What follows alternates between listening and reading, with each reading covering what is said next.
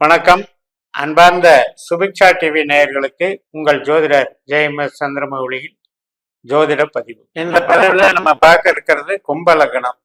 கும்ப லக்னத்துக்கு 4ஆம் இடத்துல ரிஷபராசியில செவ்வாய் கிரகம் சூரியனுடைய நட்சத்திரமான கிருத்திகையிலிருந்து சந்திரனுடைய நட்சத்திரமான ரோகிணிக்கு மாறுகிறார்.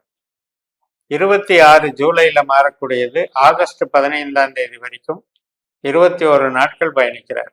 இந்த காலகட்டத்தில் 4ஆம் இடத்துல செவ்வாய் அப்படின்னா நம்மளுக்கு தாய், மனை, பூமி, வீடு, வாகனம், நம்முடைய உற்பத்தி சம்பந்தப்பட்ட ஒரு தொழில் சார்ந்த ஸ்தானங்கள், உறவுகள், இதெல்லாம் 4ஆம் இடம்.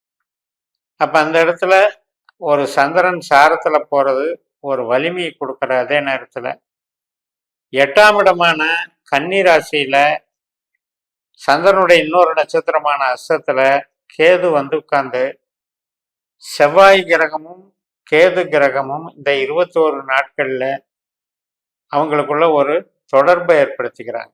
4-8ங்கிற தொடர்பு. இந்த 4ஆம் இடம் 8ஆம் இட தொடர்பு அவ்வளவு நல்லதல்ல. 8 என்பது நமக்கு கஷ்ட நஷ்டம், வலி வேதனை தரக்கூடிய பாவம். ஆனால் 4ஆம் இடமான பொருள் சார்ந்த விஷயத்துக்கு 8ஆம் பாவம் கெடுக்காது. இப்போ 4ஆம் இடத்துல வீட்டுக்கு தேவையான பொருட்கள் இருக்கு, வீடு இருக்கு, இடம் இருக்கு, வாகனம் இருக்கு, உற்பத்தி சார்ந்த பொருட்கள் இருக்கு. இப்போ நம்ம வீட்டில் வச்சு ஒரு தொழில் செய்கிறோம்னா அந்த அந்த பார்ட்ஸு, அந்த பொருட்கள் எல்லாமே 4ஆம் இடம் தான். அதுக்கு 8ஆம் இடம் ஒன்றும் பாதிப்பை பண்ணாது.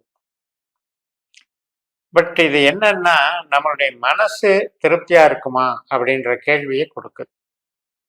அதே நேரத்தில் 8ஆம் இடம் என்பது எதிர்பாராத சில அசம்பாவிதங்கள், விபத்து சம்பந்தப்பட்டது, காயப்பட்டுக்கிறது, உடல் ஆரோக்கியத்தை கெடுக்கிறது, திடீர் மருத்துவ செலவுகளை குறிக்கிறது, அதாவது தீவிர சிகிச்சையை குறிக்கிறது.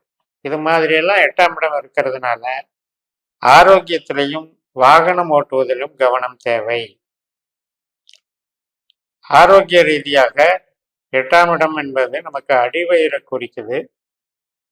அதே போல நமக்கு கேது அப்படிங்கிறது குடல் சார்ந்த உபாதைகளை குறிக்குது. டைஜஷன் ப்ராப்ளம் இது சம்பந்தப்பட்டது. ஃபுட் பாய்சன் ஆகிறது, சாப்பாடு வகைகள் சேராம. செவ்வாய் கிரகம் என்பது தசை பிடிப்பு நோய்களை கொடுக்கறது, இஎன்டி ட்ரபிள் கொடுக்கறது.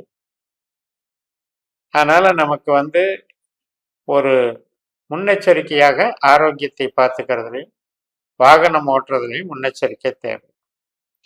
உறவினர்கள் வகையில அன்பு சார்ந்த பரிமாற்றங்கள் அப்படின்னு பார்க்கும்போது நம்ம எதிர்பார்க்கிற அந்த அன்பு, அந்த பரிவர்த்தனைகள் கிடைக்காது. ஏன்னா நாம எவ்வளவுதான் வேக வேகமா நம்மளுடைய எக்ஸ்பிரஷனை காட்டினா கூட அங்க அந்த சைடு நம்மளை சந்தேக புத்தியோடவும் எதிரிகளாகவும் நமக்கு பகமை பாராட்டுகிற விதத்திலையும் தான் அங்க நடப்பாங்க. அப்ப உறவுகள் என்ன ஆகும் அப்படின்னா ஒரு மியூச்சுவல் உண்மைத்தன்மை அங்க இருக்காது. அதனால என்னன்னா ஒரு கோபதாபங்களும் ஒரு வம்பு வழக்குகளும் மனசுக்குள்ள மெதுவாக கிரியேட் ஆயிடும். அப்ப ஒரு உடன்பாட்டுக்கு வர முடியாது. இதனால என்ன ஆகும்னா குடும்பத்துல சந்தோஷம் இல்லாத தன்மை, அமைதி கெடுறது, இதுக்குண்டான ஒரு அமைப்பே ஏற்படும். கோபப்பட்டாலே, டென்ஷன் வந்தாலே வார்த்தைக்கு பிரயோகம் வந்துடும். அதனால வம்பு வழக்குகள் வந்துடும். நமக்கு அதனால உடல்நிலையும் பாதிக்கும். தாயார் சம்பந்தப்பட்ட இடம் 4ஆம் இடங்கிறதுனால தாயாரினுடைய உடல் நலத்துல கவனம் தேவை. தாயார் வகையிலையும் உறவுகள் ரீதியாகவும் நமக்கு சஞ்சலங்கள் இல்லாம பார்த்துக்கணும். கையிருப்பு பணம், கேஷ் பேலன்ஸ் நல்லா தான் இருக்கு, அதுல ஒன்றும் தொந்தரவு இல்லை. வார்த்தைகள் சம்பந்தப்பட்டது, கொடுக்கல் வாங்கல், இதுல பாசிட்டிவா இருந்தாலும் கூட 8ஆம் இடத்துல இருக்கிற கேது புதுசா கொடுக்கல் வாங்கல் பண்றவங்க கிட்ட ஏற்படக்கூடிய ஒரு ஏமாற்றுத்தன்மை அல்லது காலதாமதம். 8ஆம் இடம் என்பது உடனே நமக்கு ஒரு லாபத்தை கொடுக்க முடியாத ஒரு அமைப்பை ஏற்படுத்தும். அதுபோல நமக்கு ஒரு அக்ரிமெண்ட் போடலாம், ஒரு இடத்த விட்டு இன்னொரு இடம் மாறலாம்னு நினைக்கிறவங்களுக்கு அது சாதகமா இருக்கும். வீடு மாறுறது, ஒரு டாக்குமெண்ட் சம்பந்தப்பட்ட வேலைகள் இதுக்கு பண்றதுக்கு சாதகமாக இருக்கும். இருந்தாலும் கூட தாமதமாகும், காலதாமதமாகும். நாம் அப்ளை பண்ணிடுவோம், ஆனால் அங்கிருந்து நமக்கு ரிசல்ட் வர்றதுக்கு சிரமங்கள். வீடு கட்டுறது, நம்ம வாங்கின இடத்துல வந்து வீடு கட்டுறது, இடம் வாங்கிறது, வீடு இடம் வாகனம் சம்பந்தப்பட்ட விஷயத்துக்கு பர்ச்சேஸுக்கு நல்லா இருக்கும். அது சார்ந்து நன்மைகள் ஒரு சொத்து பத்து சேர்க்கறதுக்கு யோகத்தை உண்டாகும். குழந்தைகள் வழியில அவங்களுக்கு ஏற்படக்கூடிய அலைச்சல் திருச்சல்னு எடுத்துக்கணும். அதனால நமக்கு வந்து டென்ஷன் ஏற்படும், மனசங்கடம் ஏற்படும், மன அதிருப்தி ஏற்படும். சில குழந்தைகள் கிட்ட நமக்கு அபிப்பிராயம் பேதங்கள் உண்டாகி அதனால வந்து உறவுகள் பாதிக்கப்படும். கடன், வீடு சம்பந்தப்பட்டது சார்பில் கடன் அப்ளை பண்ணியிருந்தா லோன் கிடைக்கிறதுக்கு சாதகமாக இருக்கும். வேலை வாய்ப்புகள் சிறப்பாக இருக்கும். வேலை வாய்ப்பின் மூலம் பல நன்மைகள் நடக்கும், ஆதாயம் கிடைக்கும்.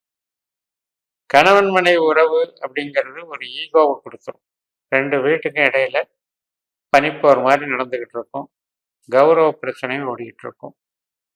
டாமினேட் பண்றதுக்கும் முயற்சி பண்ணுவாங்க ஒருத்தருக்கு ஒருத்தர். அதனால என்ன ஆகும், நாம் செய்கிறது தான் சரி, நம்ம பேசுறது தான் சரிங்கிற அந்த ஈடுபாடுனால மன திருப்தி உண்டாகாது, மன வசியம் உண்டாகாது, உறவுகள் வந்து அந்யோன்யமா இருக்காது. இந்த கும்ப லக்னத்திற்கு 8ஆம் இடத்திலேயே கேது இருக்கிறதுனால இந்த ஆயுள், அவசர சிகிச்சை, மருத்துவ சிகிச்சை, ஃபுட் பாய்சன் இதெல்லாம் கொஞ்சம் கவனமா பார்த்துக்கணும். எதிர்பாராத சம்பவங்கள் அப்படிங்கிறத நம்ம பார்த்துக்கணும். 8ஆம் இடத்துல வந்து நமக்கு இருக்கிற நட்சத்திரங்கள் என்ன அப்படின்னா சூரியன், சந்திரன், செவ்வாய்.